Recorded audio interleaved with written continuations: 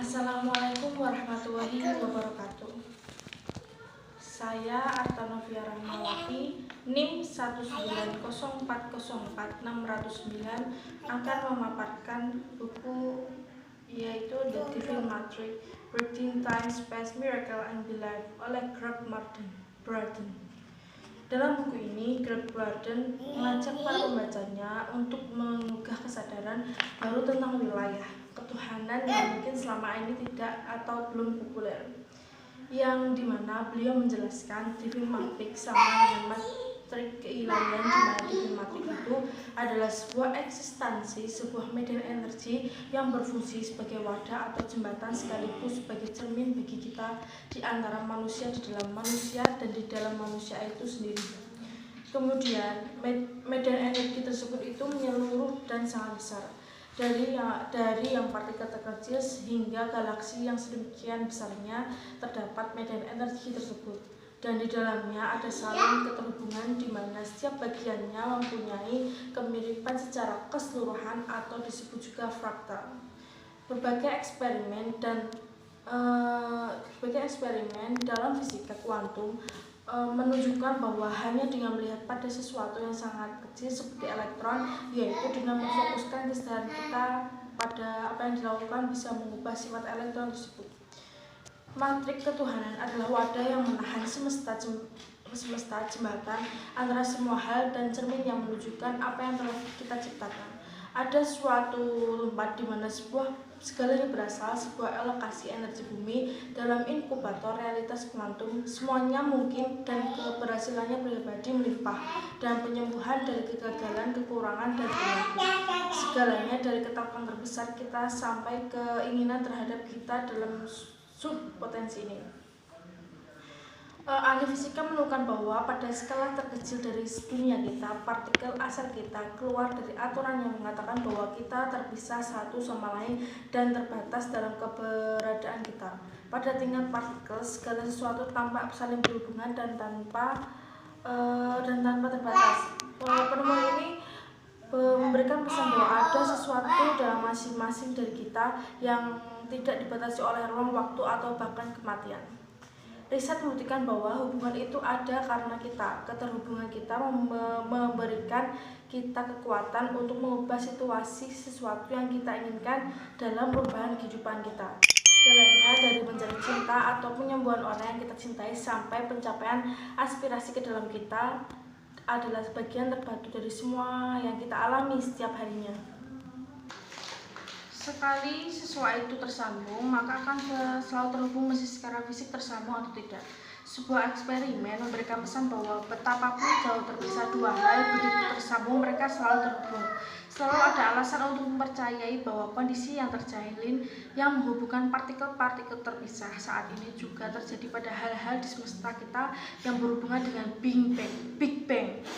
Tindakan memfokuskan kesadaran adalah tindakan kreasi, kesadaran mengkreasi. Dalam seperti partisipasi, tindakan memfokuskan kesadaran kita melihat ke suatu tempat yang meneliti dunia adalah tindakan kreasi dan dari tindakan itu sendiri. Kemampuan ini bisa kita miliki dengan cara menggunakan kekuatan kesadaran dan di mana kita memilih menempatkan fokus kita. Dalam ajaran Buddhisme Mahayana diyakini bahwa realita hanya ada pada di mana pikiran kita menciptakan fokus. Bahkan jika itu memberi pesan bahwa dunia murni fisik dan non-fisik adalah hasil metode kesadaran yang disebut dengan imajinasi objektif. Hanya mengatakan bahwa kita memiliki suatu realita itu tidak cukup. Ada keseimbangan yang jelas dan halus antara hanya memiliki kemungkinan baru dan benar-benar mengikuti pilihan itu dengan pikiran, perasaan, dan keyakinan yang membangkitkan hasilnya sebagai realita yang baru. Perasaan adalah bahasa yang berbicara kepada matrik ketuhanan.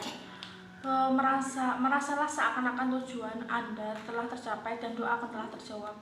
Perasaan dan emosi manusialah yang mempengaruhi hal-hal yang dibentuk oleh realita kita adalah bahasa terdalam kita yang mengubah atom, elektron, dan foton di dunia luar.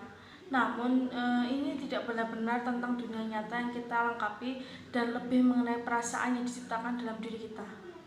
Tidak sembarangan perasaan yang menciptakan harus bebas dari ego penelitian, harus terbesar membawa fokus imajinasi kita, keyakinan, pengobatan, dan kedamaian. Jika kita meyakini bahwa memilih realita adalah sesuatu yang kita lakukan sesaat, maka pantaslah bahwa kita berhenti merasakan saat realita baru itu ada. Dampak keputusan kita berakhir juga. Realita kita bisa menjadi pilihan yang singkat jika kita menganggap bahwa perasaan kesembuhan, kedamaian, dan kelimpahan adalah pengalaman yang hanya sesaat. Jika terbukti bahwa kita tidak dibatasi oleh hukum fisika sekarang ini, konfirmasi itu memungkinkan kita untuk melihat diri sendiri dalam cara yang lebih hebat, dengan menawarkan kita sesuatu yang jauh di atas apa yang selama ini kita yakini. Jika Anda menanyakan ilmuwan tentang makna hologram, jawabannya mereka mungkin menggambarkan sebagai sejenis foto di mana gambar di permukaannya tiba-tiba muncul. 3 dimensi. Jika terpapar cahaya langsung, proses yang menciptakan gambar itu adalah dengan menggunakan cahaya laser sehingga gambarnya menjadi terdistribusi pada keseluruhan permukaan film. Sifat terdistribusi ini yang membuat film holografik menjadi unik. Hologram kesadaran yang terhubung secara universal menjanjikan bahwa begitu kita menciptakan keinginan dan doa baik, maka itu sudah langsung sampai pada tujuan. Kita memikirkan energi.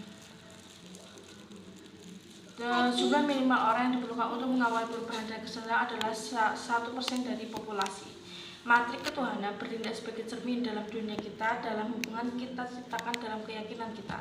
Akar dari pengalaman negatif bisa diperkecil menjadi 3 ketakutan universal atau kombinasinya, pengabaian, rendah diri, atau kurangnya kepercayaan. Keyakinan kita sesungguhnya tercermin dalam hubungan kita yang paling intim. 5 cermin kuno dalam hubungan.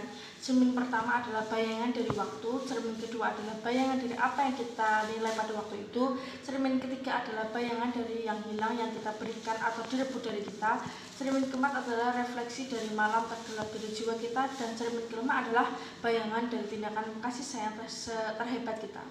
Dalam hidup kita harus menjadi hal yang kita pilih untuk merasakan dalam dunia kita. Apapun yang bisa kita bayangkan dan kemungkinan pikiran yang tidak pernah kita pertimbangkan adalah memungkinkan dalam mode melihat diri kita sendiri. Seperti halnya word processing atau iWork adalah cara kita memodifikasi output dari komputer kita. Perasaan, keyakinan, dan doa adalah program yang mengubah kesadaran keluaran seperti matrik ketuhanan. Keindahan dari analogi ini adalah bahwa kita sudah memiliki program hebat dari penciptaan realita dan kita sudah menggunakannya setiap hari. Sekian dari saya. Wassalamualaikum warahmatullahi wabarakatuh.